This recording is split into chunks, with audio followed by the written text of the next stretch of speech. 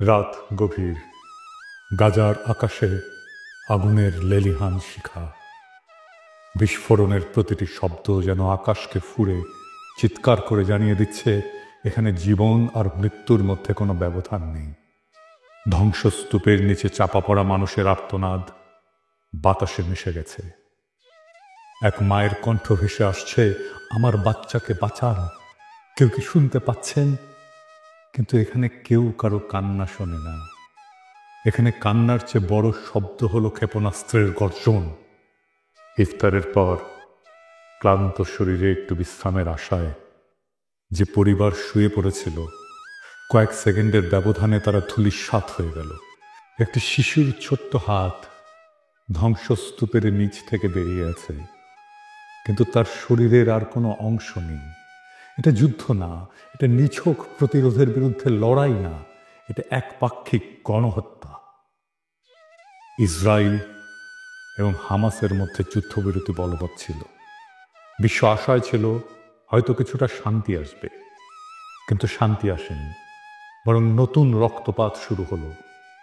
18 March রাতে কসাই নেতানিয়াহুর বাহিনী যুদ্ধবিরতি ভেঙে বেসামরিক মানুষের উপরে ভয়াবহ হামলা চালালো। এক রাতে 400 জনের বেশি মানুষ শহীদ হলো, যাদের মধ্যে অধিকাংশই নারী, শিশু, বৃদ্ধ। যুদ্ধবিরতি নয়, বরং সেখানে আবারও নির্বিচারে বিমান হামলা চালানো হলো। এক ফিলিস্তিনি সাংবাদিক বললেন, আমি ধ্বংসস্তূপের নিচে লাশের সারি দেখেছি। কিছু লাশ এতটাই ছিন্ন ভিন্ন যে চেনার উপায় নেই। একটা শিশুর কেবল মাথাটুকু খুঁজে পাওয়া গেছে। এটি কি কোনো সভ্যতার পরিচয় বহন করে? গাজার শিশুরা কোথায় যাবে? সমস্ত শিশুর স্বপ্ন এখানে এক ধ্বংসস্তূপ। একটা শিশু নাম আমাল, তার পুরো পরিবার গতরাতে একসাথে ইফতার করেছিল। সে খুব খুশি ছিল, কারণ তার বাবা বলেছিল, যুদ্ধ শেষ হলে তোমার পছন্দের খেলনাটা এনে দেব। সেই রাতেই এক বোমা এসে তাদের ঘরটাকে মাটির সাথে মিশিয়ে দিল। আমাল বেঁচে আছে, কিন্তু তার বাবা মা নেই।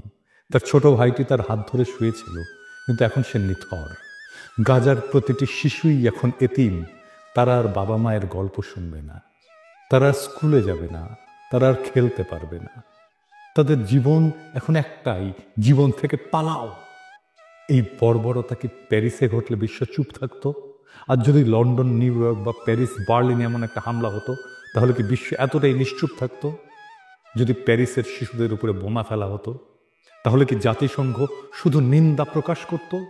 যদি ওয়াশিংটনের হাসপাতাল ধ্বংস হয়ে যেত, তাহলে কি বিশ্ব চুপ থাকতো? যদি লন্ডন শহরে একটা স্কুলে 300 শিশু নিহত হতো, তাহলে কি বিশ্ব উদ্বেগ প্রকাশ করেই থেমে যেত? না, তখনই বিশ্ব মানবতা জেগে উঠত, তখনই জাতিসংঘ চিৎকার শুরু করত।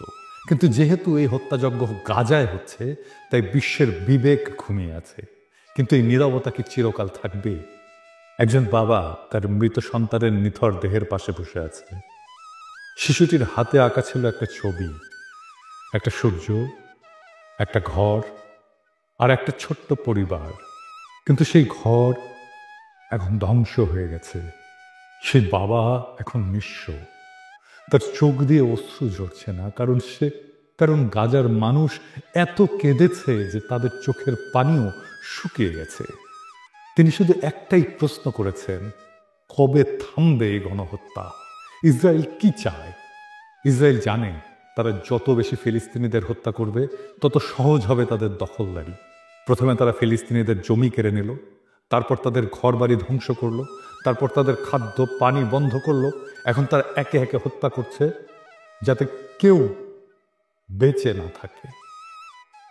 এটা ধ্বংসের একটা পরিকল্পিত নীতি। এটাকেই বলে এথনিক ক্লিনজিং। ফিলিস্তিন মুক্ত না হলে মানবতা মুক্ত নয়।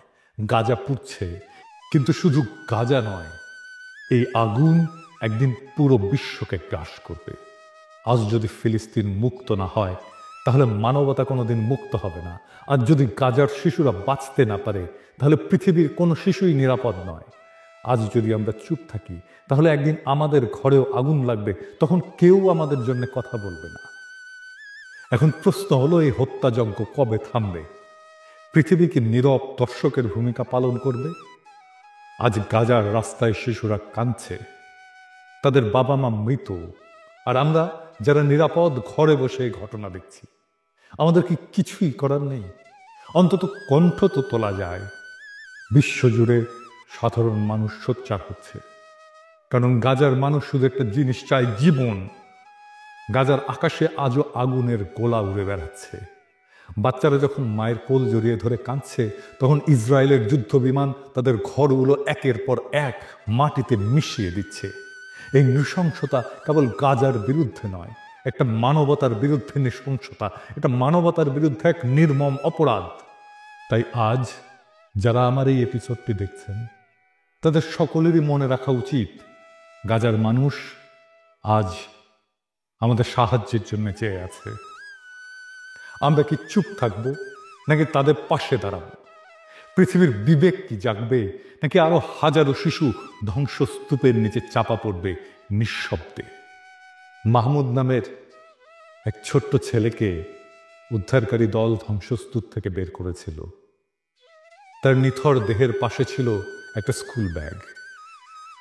ব্যাগের ভেতরে লেখা একটা ছোট্ট চিঠি, আম্মু, যুদ্ধ কখন শেষ হবে? আমি কি বড় হতে পারবো? আমি ডাক্তার হতে চাই। এই চিঠির উত্তর কে দেবে? ইসরায়েল, আমেরিকা, জাতিসংঘ, নাকি সেই বিশ্ব যারা শুধু চোখ বন্ধ করে রাখে? মাহমুদ আর বড় হবে না। গাজার ফাতেমা আর কখনো লাল জামা পরবে না। এই ধ্বংসস্তূপের নিচে চাপা পড়েছে শুধু গাজার মানুষ নয়, চাপা পড়েছে বিশ্ব মানবতা। যদি আজ ফিলিস্তিন মুক্ত না হয়, তবে পৃথিবীর কোনো মানুষই মুক্ত নয়। যদি এক জাতিকে নিশ্চিহ্ন করা যায়, যদি শিশুদের নির্বিচারে হত্যা করা যায়, যদি কারো ভূখণ্ড দখল করে পুরো একটা জনগোষ্ঠীকে শরণার্থী বানিয়ে ফেলা যায়, আর বিশ্ব কিছুই না বলে, তবে সেই বিশ্বে একদিন কেউ নিরাপদ থাকবে না। ফিলিস্তিনের লড়াই শুধু ফিলিস্তিনিদের নয়, এটা পুরো মানবতার লড়াই। কিন্তু একদিন সেই ধ্বংসস্তূপের নিচ থেকে যেদিন নতুন ফিলিস্তিন জন্ম নেবে, যেদিন প্রতিটি শহীদ শিশুর নাম স্মরণ করা হবে, যেদিন মানবতা আবার মাথা তুলে দাঁড়াবে, সেদিন আমরা গলা উঁচিয়ে বলবো, ফিলিস্তিন মুক্ত হয়েছে। আর সেদিনই মানবতা মুক্ত হবে। ফিলিস্তিনের স্বাধীনতা ছাড়া আমাদের স্বাধীনতা অর্থহীন। একদিন ঠিক ফিলিস্তিন মুক্ত হবে। একদিন সূর্যের স্বপ্নের শান্তির ভোর আসবে। একদিন পৃথিবীর মাটি, আকাশ, বাতাস মধুময় হবে। সেই দিনের অনাগত প্রজন্ম আমাদের অক্ষমতাকে, আমাদের কাপুরুষতাকে, আমাদের স্বার্থপরতাকে ক্ষমা করো। হে মহান সৃষ্টিকর্তা, তুমি আমাদের ক্ষমা করো। তুমি বৃথাই আমাদের শক্তি দিয়েছিলে। এই দীনতা, এই কাপুরুষতা, এই অক্ষমতার দায় আমরা নিলাম। Free free free Palestine. No more murder, no more lies. ইনকিলাব জিন্দাবাদ।